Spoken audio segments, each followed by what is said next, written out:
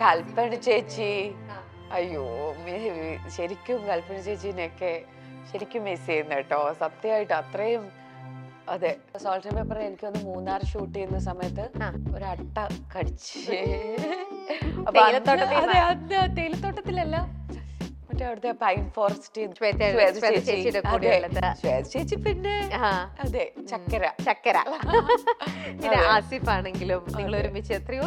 അതെ അതെ, ആസിഫ് എല്ലാരും കൂടെ നല്ല രസമായിരുന്നു. ഹലോ, എന്താ വിളിച്ചേ? നമ്മുടെ മൈഥിലിക്ക് എന്താ സംഭവിച്ചത്? ഏത് മൈഥിലി? നമ്മുടെ നടി മൈഥിലി ഇല്ലേ? നടിയോ? എവിടെയോ ഇങ്ങനെ തോടയിലോ കാണയിലോ എങ്ങാണ്ട് വീണെന്ന് പറയുന്നുണ്ടായിരുന്നു മുന്നേ. സമ്പത്തിനെ ഏതോ മരത്തിന്റെ മേളിൽ നിന്നാണ് ആദ്യം കണ്ടതെന്ന് പറഞ്ഞ് കേട്ടിട്ടുണ്ട്. അതെന്താ സംഭവം? അതിന്റെ പിന്നാലത്തെ കഥ എന്താ? ആ ട്രീയുടെ മേളിലാണ് ഫസ്റ്റ് ആയിട്ട് ഞങ്ങൾ കാണുന്നത്. പക്ഷെ ഞങ്ങൾ വിചാരിച്ചില്ല ഞങ്ങൾ പ്രേമിക്കുമെന്നൊക്കെ. പക്ഷെ പിന്നീട് ഗ്രാജുവലി എന്തോ ദൈവനിയോഗം ഇങ്ങനെയായിരുന്നു. അതെ, അതാണ് ആ സംഭവം. അപ്പൊ നിങ്ങൾ എറണാകുളത്തേക്കുള്ള വരവും ഈ കേരളവും ഒക്കെ വിട്ട് അങ്ങ് കൊടൈക്കനാലിലേക്കാണോ? ഈ ചൂടത്തൂന്ന് കുറച്ച് തണുപ്പ് കൊള്ളാൻ വേണ്ടിട്ട് കൊടൈക്കനാലിൽ പോയി സെറ്റിൽ ആയിട്ട് നിൽക്കുക.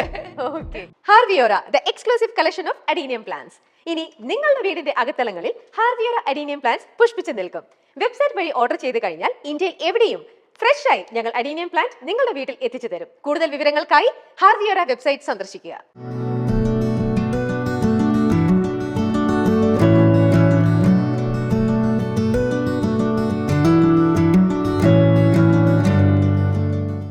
നമുക്ക് ഈ ഒരു സ്റ്റേറ്റ്മെന്റിനെ കുറിച്ച് പറയാം. എങ്ങനെയാണ് മൈഥിലി ഇതിനോട് ഈ ഒരു സ്റ്റേറ്റ്മെന്റിനോട് എന്താണ് മൈഥിലിയുടെ ഒരു ഒപ്പീനിയൻ? എന്റെ സന്തോഷം കണ്ടിട്ട് യെസ്, അടിപൊളിയായിട്ടുണ്ട്. ഇവിടെ വന്നപ്പോ തൊട്ട് രമ്യന്റെ ആ ഒരു പോസിറ്റിവിറ്റിയും രമ്യന്റെ ആ ഒരു അല്ലേ, അത് you are maintaining it from the beginning it self. അന്ന് കാണുമ്പോഴും ഇന്ന് കാണുമ്പോഴും അതേപോലെ തന്നെയാണ്. എന്നാലും പൊതുവെ ഈ ലൈഫ് എന്നൊക്കെ പറയുമ്പോൾ നമ്മുടെ എല്ലാവരുടെയും ലൈഫിൽ അപ്സ് ആൻഡ് ഡൗൺസ് ഉണ്ടാവും, നമുക്ക് ഹാർഡ് ടൈംസ് ഉണ്ടാവും. How do you face it? ഇങ്ങനത്തെ ഓരോന്നും വരുമ്പോൾ എങ്ങനെയാണ് അതിനെയൊക്കെ ഫേസ് ചെയ്യണതും, അല്ലെങ്കിൽ ആ ബ്യൂട്ടിഫുൾ മൊമെന്റ് എങ്ങനെയാണ് ഈ ലൈഫ് ഇത്ര ബ്യൂട്ടിഫുൾ ആക്കുന്നത്? See, whatever comes in our way, whatever comes, we have to face it. Okay. So അത് നമുക്കേ പറ്റത്തുള്ളൂ. മറ്റൊരാൾക്ക് നമ്മുടെ കാര്യത്തിൽ ഒന്നും ചെയ്യാൻ പറ്റില്ല. We have to face whatever comes. So, see, if you are seeing everything in a beautiful way, it will be beautiful. So, നമുക്കും അങ്ങനെ തന്നെ ഇരിക്കാനല്ലേ ആഗ്രഹം. So, നമ്മുടെ ഇങ്ങനെ ഈ ഒരു പ്രോബ്ലംസോ അല്ലെങ്കിൽ നമുക്കിപ്പോൾ വിഷമങ്ങളോ എങ്ങനെയൊക്കെ വരുമ്പം മൈഥിലി എങ്ങനെയാ, സ്വയം താണോ അതോ ഒരു ഫ്രണ്ടിന്റെ ഒരു ഹെൽപ്പ് വേണോ? അങ്ങനെയാണോ ആദ്യം നിന്നും റിക്കവർ ചെയ്ത് വരണത്? അല്ലെങ്കിൽ നമ്മുടെ ഒരു ബാഡ് മൂഡിൽ നിന്നൊക്കെ എങ്ങനെയാ അതൊക്കെ നമ്മൾ തന്നെ വിചാരിച്ചിട്ട് തന്നെയാണോ?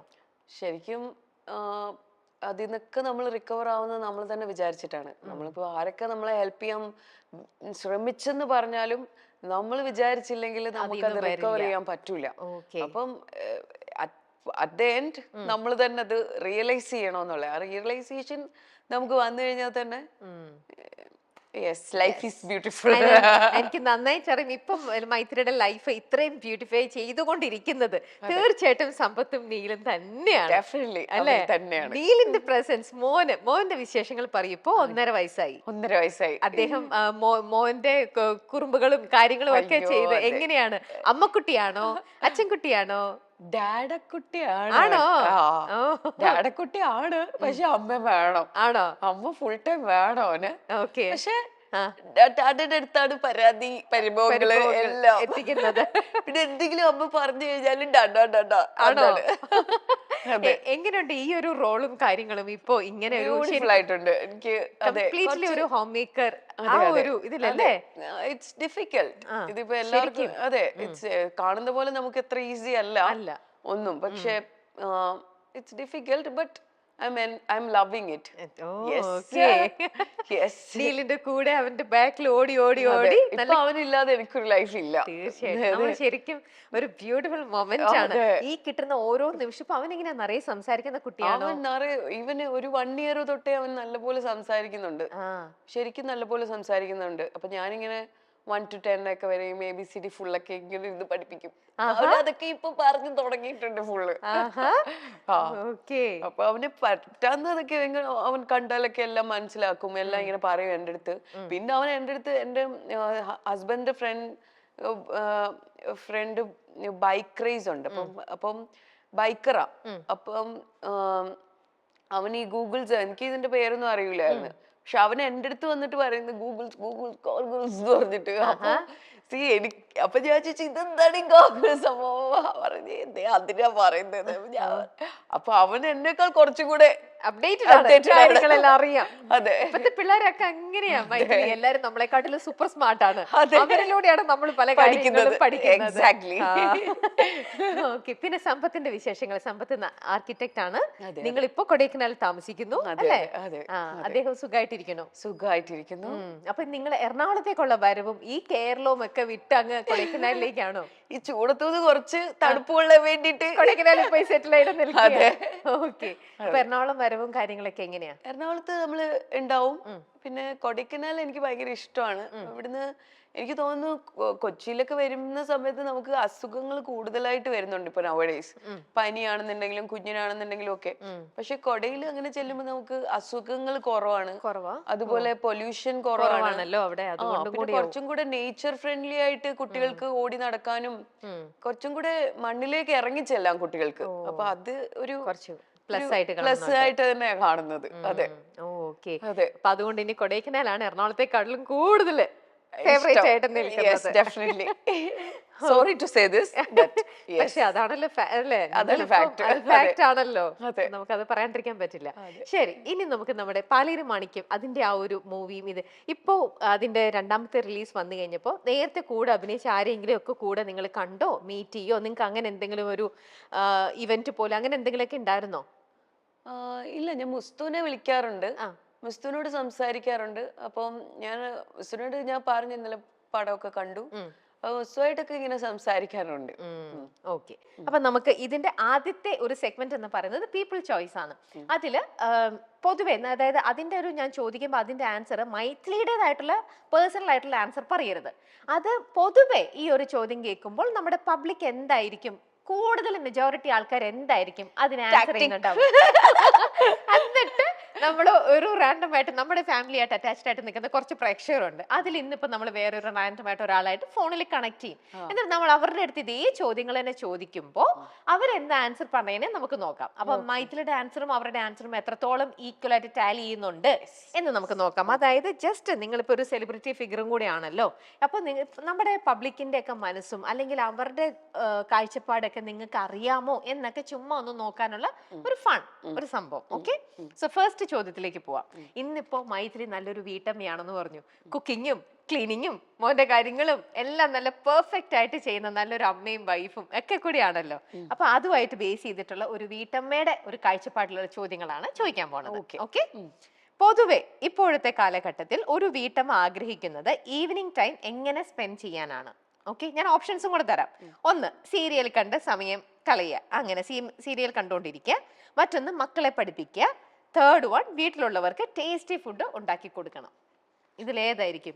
പൊതുവെ മൈഥിലിയുടെ പേഴ്സണൽ ഒപ്പീനിയൻ പറയരുത് കേട്ടോ. പൊതുവെ പബ്ലിക് എന്തായിരിക്കും ഇതിലെ ഏത് ഓപ്ഷൻ ആയിരിക്കും കൂടുതൽ ചൂസ് ചെയ്യാൻ? അയ്യോ, പൊതുവെ എന്തായാലും സീരിയൽ കണ്ടിരിക്കാനാണ് ചാൻസസ് കൂടുതൽ. ഓക്കെ, അപ്പൊ നമുക്ക് നോക്കാം എന്നിട്ട് ആൻസർ കറക്റ്റ് ആണോ. ഇനി മൈഥിലിയുടെ ഈവനിങ് ടൈം എങ്ങനെയാ? ഈവനിങ് ടൈം എനിക്ക് എന്തെങ്കിലും ഫുഡൊക്കെ കുക്ക് ചെയ്ത് പഠിപ്പിക്കുന്നതിനെ ഓക്കെ, പഠിപ്പിക്കാറായിട്ടില്ല. അപ്പൊ ഞങ്ങൾക്ക് ഫുഡൊക്കെ അവൻ ഉണ്ടാക്കി കൊടുത്ത് അങ്ങനെ എന്തെങ്കിലും വെറൈറ്റി ഡിഷസ് ഒക്കെ ഉണ്ടാക്കാൻ എനിക്ക് ഭയങ്കര ഇഷ്ടമാണ്. അതെ അതെ. എന്താണ് ഏറ്റവും നല്ല സമ്പത്ത് ഏറ്റവും കൂടുതൽ പറയുന്നത്, നല്ലത് റിപ്പീറ്റഡ് ആയിട്ട് മൈഥിലി നീ ഇത് ഉണ്ടാക്കൂ എന്ന് പറയണത് എന്ത് ഡിഷായിരിക്കും? ഇപ്പൊ ഞാൻ പുതിയതായിട്ടൊരു സ്റ്റേക്ക് ഉണ്ടാക്കാൻ പഠിച്ചിട്ടുണ്ട്. പുതിയതായിട്ടുള്ള ഒരു സ്റ്റേക്ക് ഇപ്പൊ അത് കുറച്ച് 2-3 ദിവസത്തിനുള്ളിൽ ഇങ്ങനെ പറഞ്ഞു തന്നിട്ടേ ഉള്ളൂ. അപ്പൊ അത് ഇങ്ങനെ നമ്മൾ അവിടെ ഒരു ഷെഫ് ഉണ്ട്, ജോസേട്ടൻ. അപ്പൊ പുള്ളി ഇങ്ങനെ സ്റ്റേക്ക് ഒക്കെ ഉണ്ടാക്കിയിട്ട് നമ്മള് ഇങ്ങനെ ഇതാ. അപ്പൊ ഞാൻ അതൊക്കെ ഇങ്ങനെ പഠിപ്പിക്കുന്നുണ്ട്. അപ്പൊ അതുകൊണ്ട് അടുത്ത ഇനിയും സമ്പത്തിന് അത് പരീക്ഷണം ചെയ്യണമെന്നാണ് എന്റെ ആഗ്രഹം. ഓക്കെ, അപ്പൊ പുതിയ റെസിപ്പി കിട്ടിക്കഴിഞ്ഞാൽ അതൊക്കെ പരീക്ഷിക്കുന്നത് സമ്പത്ത് ഇല്ല. അതെ അതെ അതെ. സമ്പത്ത് കുഴപ്പമില്ല കേട്ടോ. സമ്പത്തിന് ഫിഷ് ഒക്കെ ഭയങ്കര ഇഷ്ടമാണ്. ഫിഷും പിന്നെ കുറച്ച് മീറ്റാണ് ഇഷ്ടം. അപ്പൊ എല്ലാം അത്യാവശ്യം ഇപ്പൊ കുക്ക് ചെയ്യുന്നുണ്ട് മൈഥിലി അല്ലേ? ഓക്കെ, ശരി. ഇനി അടുത്ത ചോദ്യം. പൊതുവെ ഒരു വീട്ടമ്മ രാവിലെ ബ്രേക്ക്ഫാസ്റ്റിന് എന്ത് കുക്ക് ചെയ്യാനായിരിക്കും കൂടുതൽ ഇഷ്ടപ്പെടുക? ഒന്ന് പുട്ടുകടല, മറ്റൊന്ന് ദോശ ചമ്മന്തി, ഇനി ഒന്ന് ഇടിയപ്പം. നിങ്ങളുടെ വീട്ടിൽ വന്നാൽ എന്തായിരിക്കും കൂടുതൽ ബ്രേക്ക്ഫാസ്റ്റ് ആയിട്ട് എന്തായിരിക്കും? നീലുന് ഇഷ്ടം ഇഡ്ഡലിയാ. ആണോ? അപ്പൊ അവിടെ മിക്ക ദിവസം ഇഡ്ഡലി തന്നെയായിരിക്കും. അതെ, ഇഡ്ഡലി ആയിരിക്കും. അപ്പൊ ഇതിനകത്ത് നമുക്ക് ഇഡ്ഡലിയുടെ ഒരു ഓപ്ഷൻ ഇല്ല. ആ. പുട്ടുകടല, ദോശ ചമ്മന്തി, ഇടിയപ്പം, ഇതിലേതായിരിക്കും? പുട്ടുകടല. പുട്ടുകടല. ആ. ഏതാ ദോശ ഓക്കെ, ആ. ദോശ നല്ലയാ. അപ്പൊ ഏതെങ്കിലും ഒന്നിൽ ഫിക്സ് ചെയ്യും. ദോശ. ദോശ. ആ. മൈഥിലിക്ക് ഇഷ്ടം എന്താ? ദോശ. ദോശയാണോ? ഓക്കെ. ഹേമ കമ്മീഷൻ റിലേറ്റഡ് ആയിട്ടുള്ള പ്രശ്നങ്ങൾ ചൂട് പിടിക്കുന്നത് കൊണ്ട് വീട്ടമ്മമാർക്ക് പൊതുവെ ഓപ്ഷൻ 1 സിനിമകൾ അധികം കാണാൻ ഇപ്പോൾ താല്പര്യമില്ല. 2 സിനിമാക്കാരോട് താല്പര്യക്കുറവ്. 3 സിനിമാ വാർത്തകൾ അറിയാൻ താല്പര്യമില്ല. എന്തായിരിക്കും? ഒന്നും താല്പര്യം കാണൂല. ഉറപ്പല്ലേ? താല്പര്യമേ ഉണ്ടാവില്ല. അപ്പൊ തേർഡ് വൺ. ഓക്കെ, ശരി. ഇനി 4ാമത്തെ ചോദ്യം. മമ്മൂക്കയുടെ മറ്റേതൊരു ചിത്രമാണ് റീ റിലീസിന് ഇപ്പൊ പലരിമണിക്ക് വന്നില്ലേ, അതേപോലെ റീ റിലീസിന് പ്രേക്ഷകർ ആഗ്രഹിക്കുന്നുണ്ടാവുക? ഹിറ്റ്ലർ. ഹിറ്റ്ലറിൽ ഉണ്ട്. ഓക്കെ, ശരി, നോക്കാം. അപ്പൊ ഇത്ര ചോദ്യമുള്ളൂ. ബിഗ് ബിയാ. അത് നമ്മുടെ ഇവര് പറഞ്ഞ ഹെൽപ്പ് എടുക്കാൻ ഹെൽപ്പ് ചെയ്യാം. We can help. ശരി, അപ്പൊ തീർന്നു. ഈ റൗണ്ട് കഴിഞ്ഞു. ബി പറഞ്ഞോട്ടെ. എന്നാ ശരി, ബിഗ് ബി. പാവം മൈഥിലി കുട്ടിയല്ലേ, ബിഗ് ബി. അപ്പൊ നമ്മളിപ്പോ കണക്ട് ചെയ്യാൻ പോണത് മോളി എന്ന് പറഞ്ഞ ഒരു ചേച്ചിനെയാണ് കേട്ടോ. നമുക്ക് ചേച്ചിയുടെ അടുത്ത് ഇതേ ചോദ്യം. ആരാ? സുനിത ചേച്ചിനെയാണോ? Okay. Hello hello hello, Sunitha ചേച്ചിയാണോ? അതെല്ലോ. ഞാൻ രമ്യാണ്, മൈൽ സ്റ്റോൺ മേക്കേഴ്സിൽ നിന്നും, ലൈഫ് ഈസ് ബ്യൂട്ടിഫുളിൽ നിന്ന് വിളിക്കുക. ആ പറഞ്ഞോ. എന്ത് പറയണു ചേച്ചി, സുഖാണോ? സുഖായിട്ടിരിക്കുന്നു. ഇന്ന് എന്റെ കൂടെ നമ്മുടെ മൈഥിലിയാണുള്ളത് കേട്ടോ. ആ എന്റെ അടുത്തുണ്ട്. ഹലോ പറഞ്ഞോ. ഹലോ ഹലോ സുനിത ചേച്ചി, സുഖാണോ? സുഖായിട്ടിരിക്കുന്നു. സുഖാണോ? ഞാൻ സുഖായിട്ടിരിക്കുന്നു. ഭയങ്കര സന്തോഷമുണ്ട് കേട്ടോ അങ്ങനെയൊക്കെ ചോദിക്കുമ്പോ കേക്കുമ്പോ. ശരി ചേച്ചി, ഇന്ന് ഞാൻ മൈഥിലിയുടെ അടുത്ത് ഇപ്പൊ ഒരു 3-4 ചോദ്യങ്ങൾ ചോദിച്ചു. അപ്പൊ അതേ ചോദ്യം ഞാൻ ചേച്ചിയുടെ അടുത്ത് ചോദിക്കാം. അപ്പൊ ചേച്ചി പെട്ടെന്ന് ആൻസർ പറയണം. ചേച്ചിക്ക് എന്താ അതിനകത്ത് ഇഷ്ടം, ആൻസർ എന്താന്ന് പറയണം കേട്ടോ. ഓക്കെ. ഒന്നാമത് പൊതുവെ ഇപ്പോഴത്തെ കാലഘട്ടത്തിൽ ഒരു വീട്ടമ്മ ആഗ്രഹിക്കുന്നത്, ഓക്കെ, ഈവനിങ് ടൈം ചേച്ചി എങ്ങനെ സ്പെൻഡ് ചെയ്യാനാണ് കൂടുതൽ ആഗ്രഹിക്കുന്നത്? അതായത് നമ്മുടെ സീരിയൽ കണ്ടിട്ടാണോ, മക്കളെ പഠിപ്പിച്ചിട്ടുണ്ടാണോ, അതോ വീട്ടിൽ നല്ല ടേസ്റ്റി ഫുഡ് ഉണ്ടാക്കിക്കൊണ്ടിരിക്കാനാണോ? ഏതാ സുനിത ചേച്ചിക്ക് കൂടുതൽ താല്പര്യം? ശരാശരി മലയാളികൾക്കെല്ലാം അങ്ങനെയായിരിക്കുമല്ലോ താല്പര്യം അല്ലേ? ഓ, അപ്പൊ മൈക്കിളുടെ ആൻസർ കറക്റ്റ് ആയി. ഓക്കെ, ശരി. ഇനി അടുത്ത ചോദ്യം. പൊതുവെ ഒരു വീട്ടമ്മയ്ക്ക് രാവിലെ ബ്രേക്ക്ഫാസ്റ്റിന് എന്ത് കുക്ക് ചെയ്യാനാണ് ഇഷ്ടം? പുട്ടുകടല, ദോശ ചമ്മന്തി, ഇടിയപ്പം? ദോശ ചമ്മന്തി ഏറ്റവും എളുപ്പം അതാണ്. അപ്പൊ അവിടെ മൈഥിലി സ്കോർ ചെയ്തു, ജയിച്ചു. ഇനി അടുത്ത ചോദ്യം. ഇപ്പൊ ഹേമ കമ്മീഷന്റെ റിലേറ്റഡ് ആയിട്ടുള്ള പ്രശ്നങ്ങളെല്ലാം ചൂട് പിടിക്കുന്നത് കൊണ്ട് വീട്ടമ്മമാർക്ക് പൊതുവെ സിനിമകൾ കാണാൻ താല്പര്യമില്ല, അല്ലെങ്കിൽ സിനിമാക്കാരോട് താല്പര്യക്കുറവ്, അതുമല്ലെങ്കിൽ സിനിമാ വാർത്തകൾ അറിയാനേ താല്പര്യമില്ല. സിനിമ വാർത്തകൾ അറിയാൻ താല്പര്യമില്ല. കാരണം സിനിമാ പ്രേമികള് ഒരിക്കലും സിനിമ ഇഷ്ടപ്പെടാതിരിക്കില്ല. നല്ല സിനിമ വന്നാൽ സ്വീകരിക്കും അല്ലേ? ഈ വാർത്ത കേൾക്കുന്നതാണല്ലോ പ്രശ്നം. അപ്പൊ അതും മൈത്രിയുടെ ആൻസർ കറക്റ്റ് ആയി. ഓക്കെ, ഇനി ലാസ്റ്റ് ഒരേ ഒരു ചോദ്യം കൂടി ഉള്ളൂ ചേച്ചി. നമ്മുടെ മമ്മൂക്കയുടെ പലേരി മാണിക്യം ഇപ്പൊ വീണ്ടും വീണ്ടും റിലീസ് ചെയ്തിരുന്നു ഇപ്പൊ 4K-ല്. അല്ലേ? അപ്പൊ അതേപോലെ മമ്മൂക്കയുടെ വേറെ ഏത് ചിത്രം റീ റിലീസിന് വരാനാണ് പ്രേക്ഷകർക്ക് കൂടുതൽ ഇഷ്ടം? ഏതായിരിക്കും? എന്റെ അഭിപ്രായം പറഞ്ഞാൽ മതിയോ? ഏറ്റവും കൂടുതലേ എനിക്ക് തോന്നുന്നു മമ്മൂക്കയുടെ എല്ലാവർക്കും ഇഷ്ടമുള്ള ഒരു സിനിമ ഹിറ്റ്ലർ ആയിരിക്കും. അതിന്റെ ഒരു പ്രത്യേക കഥാപാത്രമാണല്ലോ. ആണോ? ഓക്കെ. ചേച്ചി ചേച്ചി ഇവിടെ ഇരിക്കുന്നല്ലേ ചേച്ചി?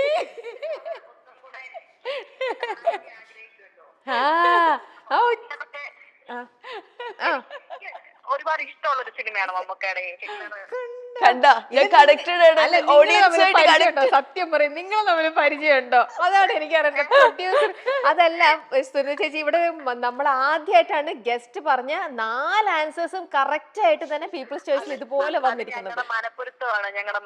അതാണ് ഭയങ്കര മനപ്പൊരുത്തം. അതോ നിങ്ങൾ പ്രൊഡ്യൂസർ ഒക്കെ കൂടെ നിങ്ങൾ പ്ലാൻ ചെയ്തിട്ടുണ്ടോ? അല്ല ഒരിക്കലും അല്ല. നമ്മുടെ സ്വന്തം അഭിപ്രായമാണ് എല്ലാ കാര്യത്തിലും പറയുന്നത്. ഓക്കെ. ഭയങ്കര ഒരു ഇത് അത് ഒരേപോലെ തന്നെ വന്നു. എന്തായാലും താങ്ക് യു സുനിത ചേച്ചി, താങ്ക് യു. ഓക്കെ അപ്പം ഓക്കെ മോളെ, താങ്ക് യു. ഓക്കെ കേട്ടോ, ശരി, bye. Okay, good night. Good night, bye. Bye. നമ്മുടെ കൂടെ ഇരിക്കുന്നവരുണ്ടല്ലോ, ഇവര് നിങ്ങളെ എന്നെ പറ്റിക്കാനൊക്കെ ആയിട്ട് പല ക്ലൂ ഒക്കെ ഇട്ട് തരും. അതും കേട്ട് ബിഗ് ബി എന്ന് പറഞ്ഞ് നിന്നില്ലേ, മര്യാദക്കാ ഹിറ്റ്ലർ പിടിച്ച് നിന്ന് അങ്ങനെ നിന്നാ പോരായിരുന്നോ? പക്ഷെ കൊള്ളാട്ടോ, ഭയങ്കര കണക്ഷൻ ആയി പോയി. കണക്റ്റായി. ഓക്കെ, ഇനി നമുക്ക് അടുത്ത ഹിറ്റ്ലർ ആണെന്നുണ്ടെങ്കിലും ബിഗ് ബി ആണ്. ഹിറ്റ്ലർ ബിഗ് ബി വന്നോട്ടെ. അങ്ങനെ തുടക്കം തന്നെ വളരെ ഗംഭീരമായിട്ട് വളരെ കറക്റ്റ് ആൻസർ പറഞ്ഞ് വിജയിച്ചിരിക്കുകയാണ്. അപ്പോൾ ഇനി അടുത്ത സെഗ്മെന്റ് എന്ന് പറയണത് ഓർക്കണ്ട്. അതായത് ആ സെഗ്മെന്റിന്റെ പേരാണ് അങ്ങനെ. എന്താന്ന് വെച്ചാൽ ഞാനിപ്പോ കുറച്ച് മൈക്കിൽ തന്നെ അഭിനയിച്ച കുറച്ച് സിനിമകളുടെ പേര് പറയും. ആ സിനിമ സെറ്റിൽ ചെയ്തോ അല്ലെങ്കിൽ നിങ്ങൾ ഷൂട്ട് ചെയ്തോണ്ടിരുന്ന സമയത്തോ സിനിമയായിട്ട് റിലേറ്റഡ് ആയിട്ടുള്ള എന്തെങ്കിലും നല്ല ഒരുപാട്, ഏതൊരു സിനിമയെ കുറിച്ച് പറയുമ്പോഴും ബ്യൂട്ടിഫുൾ മൊമെന്റ്സ് ഒരുപാട് പറയാനുണ്ടാവും. ഓക്കെ, അങ്ങനെ നമുക്ക് ഫസ്റ്റ് തന്നെ സോൾട്ട് ആൻഡ് പെപ്പറിനെ കുറിച്ച് പറയാം. കാരണം നമ്മൾ പാലേരുമാണിക്യം ഓൾറെഡി സംസാരിച്ചു കഴിഞ്ഞു. നമുക്ക് അടുത്തത് മൈഥിലിയുടെ ഏറ്റവും കൂടുതൽ പ്രേക്ഷകരുടെ ഇടയിലേക്ക് മൈഥിലി എന്ന് പറഞ്ഞൊരു ആള് വന്നെത്തിയ ഒരു മൂവിയാണ് സോൾട്ട് ആൻഡ് പെപ്പർ. അതിന്റെ ഒരു നിമിഷങ്ങളെ കുറിച്ച്. സോൾട്ട് ആൻഡ് പെപ്പർ എനിക്ക് ഒന്ന് മൂന്നാർ ഷൂട്ട് ചെയ്യുന്ന സമയത്ത് ഒരു അട്ട കടിച്ച്. തേയിലത്തോട്ടത്തിലല്ല, മറ്റേ അവിടുത്തെ പൈൻ ഫോറസ്റ്റ്. അപ്പൊ അവിടെ ഫുള്ള് അട്ടയുണ്ട്. അപ്പം നമ്മൾ അങ്ങനെ അട്ടയൊന്നും ഉണ്ടെന്ന് അറിയില്ലല്ലോ. പിന്നെ കുറെ നേരം കഴിഞ്ഞ് കടിക്ക് വീട് കഴിയുമ്പോഴാണ് കാണുന്നത് പിന്നെ ഒരു ഓട്ടമാണല്ലോ. അപ്പൊ അതൊക്കെ ഭയങ്കര ഒരു രസകരമായ ടൈംസ് ആയിരുന്നു. അതാ പാട്ടിന്റെ സീനിന്റെ സമയത്താണോ? അതിനകത്ത് പാട്ടിന്റെ ഷൂട്ടിന്റെ ടൈമിലായിരുന്നു. പിന്നെ അതിലെ എല്ലാ മൊമെന്റ്സും ഭയങ്കര രസകരമായിട്ടുള്ള, കാരണം എപ്പോഴും ഒരു ഫൺ എലമെന്റ് ആയിരുന്നു അവിടെ എല്ലാരും. പിന്നെ നമുക്ക് ഒരു ഫാമിലി പോലൊക്കെ ഫീൽ ചെയ്യുന്ന എല്ലാരും ചേച്ചിയുടെ കൂടെ ആ ഒരു നിമിഷങ്ങൾ. അയ്യോ, ശരിക്കും കൽപ്പന ചേച്ചീനെയൊക്കെ ശരിക്കും മിസ് ചെയ്യുന്ന കേട്ടോ, സത്യമായിട്ട് അത്രയും. അതെ, ആ സമയത്തൊക്കെ എത്ര നിങ്ങൾ ഇങ്ങനെ വന്നിട്ട് ചോദിക്കും, മോളെ നിന്റെ ആ ലിപ്സ്റ്റിക്ക് മറ്റേ, അപ്പൊ കൽപ്പന ചേച്ചിക്ക് അതിനകത്തൊരു വിഗ് ആണല്ലോ. അപ്പൊ ഭയങ്കര ബ്യൂട്ടി ഇതാണ് ചേച്ചിക്ക്. ആക്ച്വലി ശരിക്കും പറഞ്ഞാൽ നമ്മള് ഓരോ കണ്ണെഴുതുന്നതാണെന്നുണ്ടെങ്കിലും പിന്നെ ചേച്ചിക്ക് എന്തെങ്കിലും ഷെയ്ഡ്സ് ആണെന്നുണ്ടെങ്കിലും നമ്മള് എല്ലാരും അങ്ങോട്ടും ഇങ്ങോട്ടും ഇങ്ങനെ, പെണ്ണുങ്ങളുടെ സ്വഭാവം അറിയാലോ, നമ്മളത് അങ്ങോട്ടൊരു ലിപ്സ്റ്റിക്ക് കണ്ടാലോ അല്ലെങ്കിൽ ഒരു ചേച്ചി പിന്നെ ചേച്ചി അടിപൊളിയായിരുന്നു.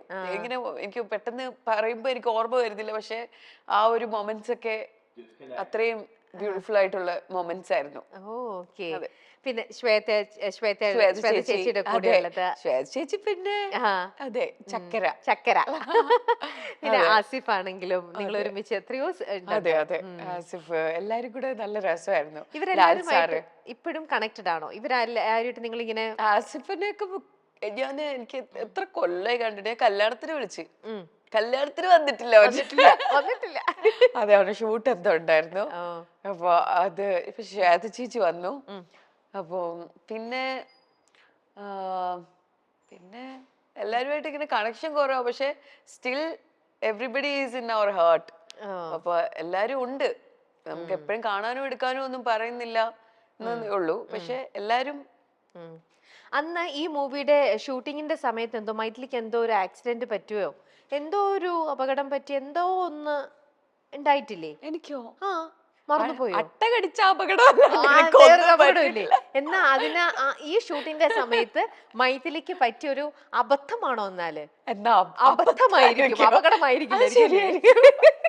അപ്പൊ നമുക്ക് എന്തായാലും ആ ഒരു ആക്സിഡന്റിനെ കുറിച്ചുള്ള വേറൊരാൾ ഇതിനെ കുറിച്ച് പറയുന്നുണ്ട്. അപ്പൊ നമുക്ക് ഓഡിയോ ബൈറ്റ് വന്നിട്ടുണ്ട്, നമുക്ക് നോക്കാം എന്താണ് സംഭവം എന്ന്. രണ്ടുപേര് സംസാരിക്കുന്ന ഒരു കോൺവെർസേഷൻ ആണ്. ഓക്കെ, അത് ഞാൻ കേൾപ്പിച്ചുതരാം. ഹലോ, എന്താ വിളിച്ചേ? നമ്മുടെ മൈഥിലിക്ക് എന്താ സംഭവിച്ചത്? ഏത് മൈഥിലി? നമ്മുടെ നടി മൈഥിലി ഇല്ലേ? നടിയോ?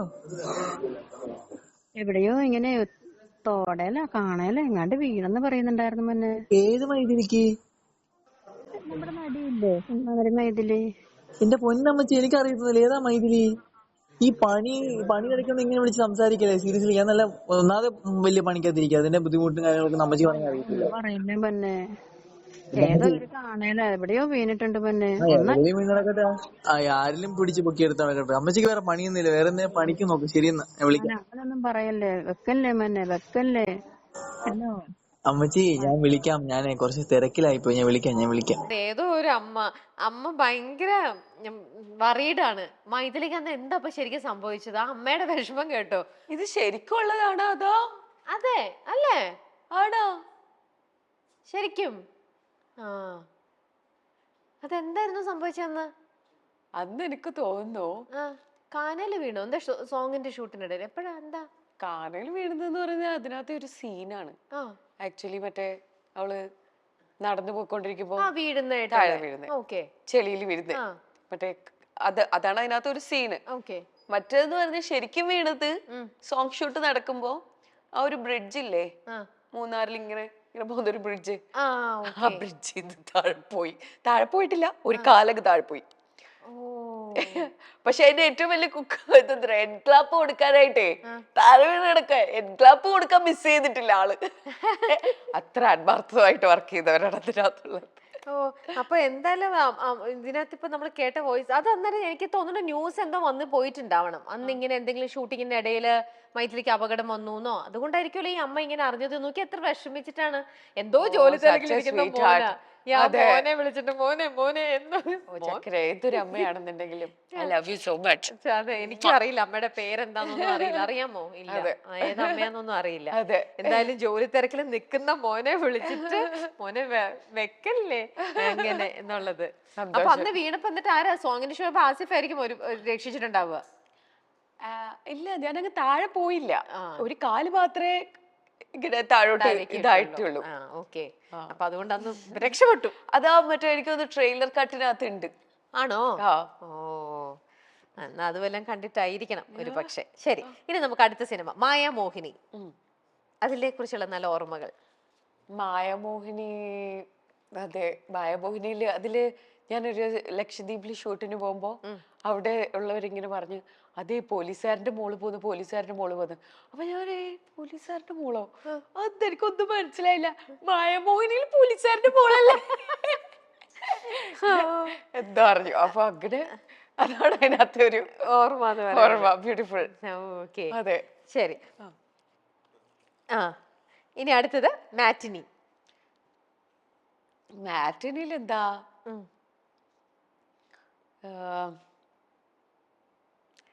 മാറ്റിനിയില് ബ്യൂട്ടിഫുൾ ഓർമ്മകളാണോ? എങ്ങനെ? എന്താ ചോദിക്കുന്നത്? മാറ്റിനിയിലെ എന്തെങ്കിലും നല്ല ഓർമ്മകൾ ആ ഷൂട്ടിങ്ങിന്റെ സമയത്ത്? ഓർമ്മയില്ലേ? ഓർമ്മയില്ല. മാറ്റിനിയില് അങ്ങനെ ഒന്നും ഓർമ്മയില്ല. കുഴപ്പമില്ല, സാരമില്ല, കുഴപ്പമില്ല. ഇപ്പൊ നമുക്ക് നമ്മുടെ തൊട്ട് മുമ്പേ നമ്മൾ സംസാരിച്ച ആ അമ്മയില്ലേ, ആ അമ്മയുടെ പേരും കാര്യങ്ങളെല്ലാം കിട്ടിയിട്ടുണ്ട്. അമ്മയുടെ പേര് റോസ്ലി എന്നാ. അപ്പൊ നമുക്കൊന്ന് വിളിക്കാം, ഒന്ന് കണക്ട് ചെയ്യാം.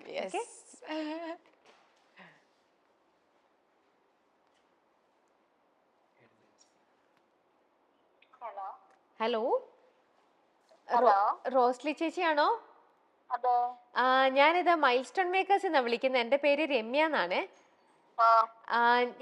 ഞാനിപ്പം റോസ്ലി ചേച്ചി നമ്മുടെ വർഷങ്ങൾ മുമ്പുള്ള ഒരു കോൺവെർസേഷൻ ആണ്.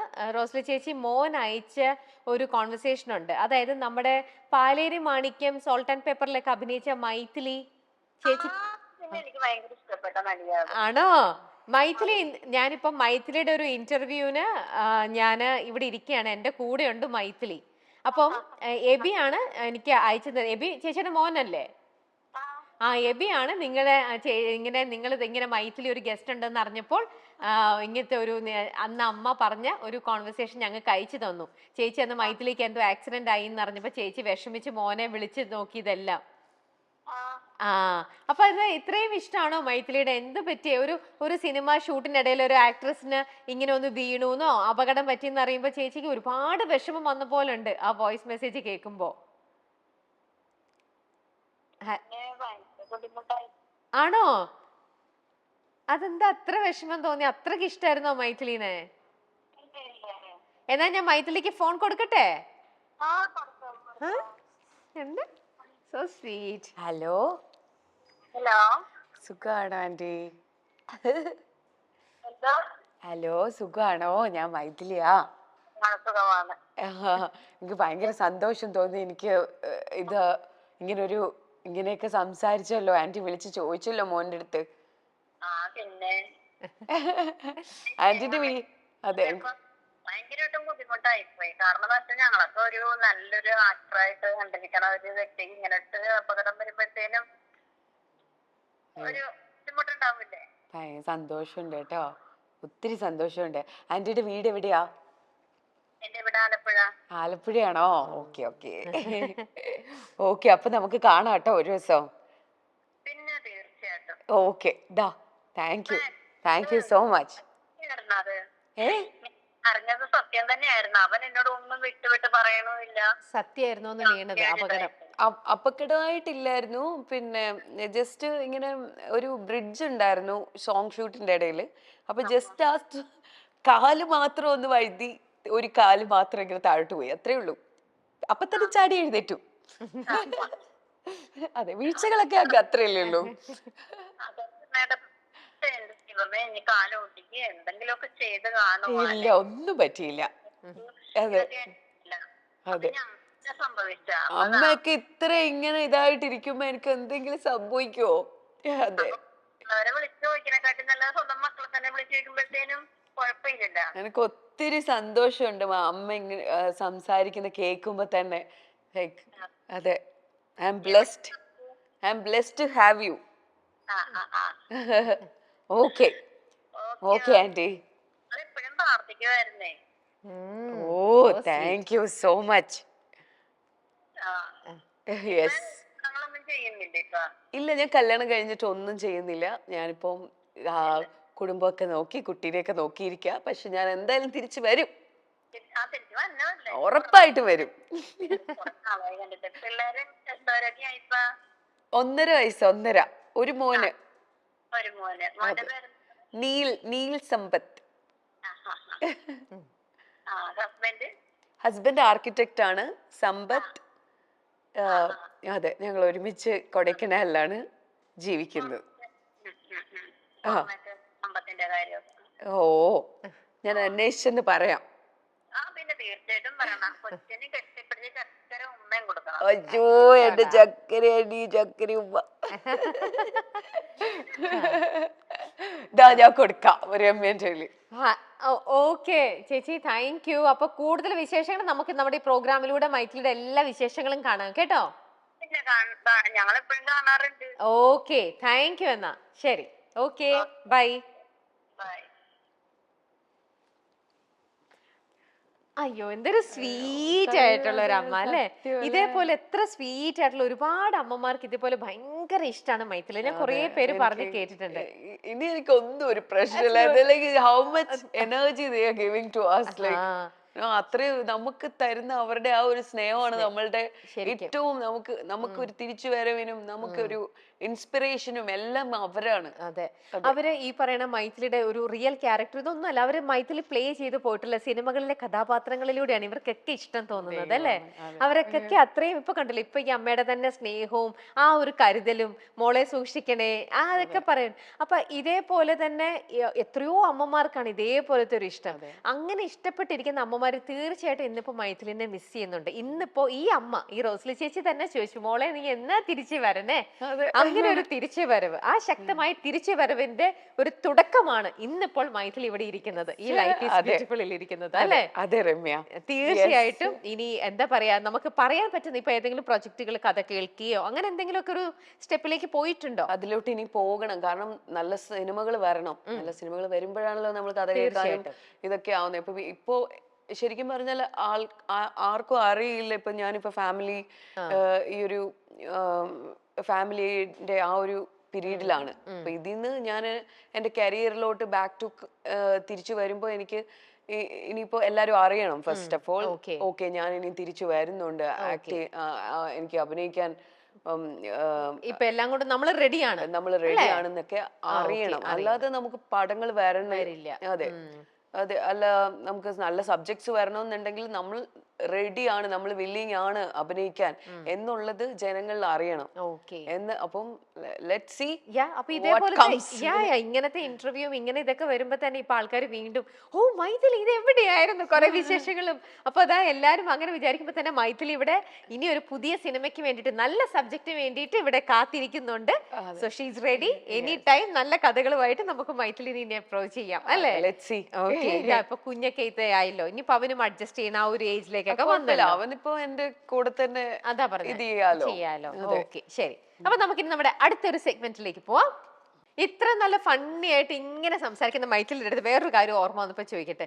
ഇതിനിടയിൽ സമ്പത്തിനെ ആദ്യമായിട്ട് കാണുന്നത് സമ്പത്തിനെ ഏതോ മരത്തിന്റെ മേളിൽ നിന്നാണ് ആദ്യം കണ്ടതെന്നൊന്ന് പറഞ്ഞ് കേട്ടിട്ടുണ്ട്. അതെന്താ സംഭവം? അതിന്റെ പിന്നാലത്തെ കഥ എന്താ? അത് ഞങ്ങൾ കൊടൈക്കനാലില് ലാൻഡ് വാങ്ങാൻ പോകുന്ന സമയത്താണ് ശരിക്കും പറഞ്ഞാല് സമ്പത്ത് അവിടെ ഒരു ട്രീ ഹൗസ് എന്ന് പറഞ്ഞാല് വലിയ ട്രീ ഹൗസ് ആണ് കേട്ടോ. ഒരു 10-20 പേർക്ക് താമസിക്കാനാണ്.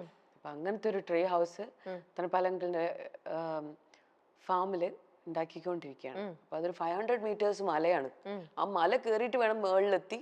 ആ മേളില് ഒരു ട്രീ, ആ ട്രീയുടെ മേളിലാണ് ഫസ്റ്റ് ആയിട്ട് ഞങ്ങൾ കാണുന്നത്.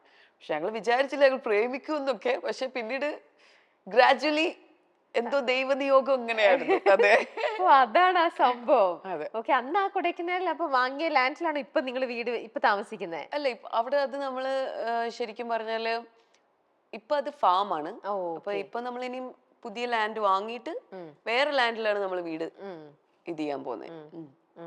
ദുൽഖറൊക്കെ ശരിക്കും പറഞ്ഞാൽ ഇത്രയും ഒരു ഡൗൺ ടു ദ എർത്ത് ആയിട്ടുള്ളൊരു പേഴ്സൺ ആണെന്ന് നമുക്ക് മനസ്സിലാവുന്നത് ശരിക്കും പറഞ്ഞാൽ ഒക്കെ ശരിക്കും ഞെട്ടിച്ചു കളഞ്ഞിട്ടുണ്ട്. അല്ലേ? അതെ. ഏറെ ദൂരെയെങ്കിൽ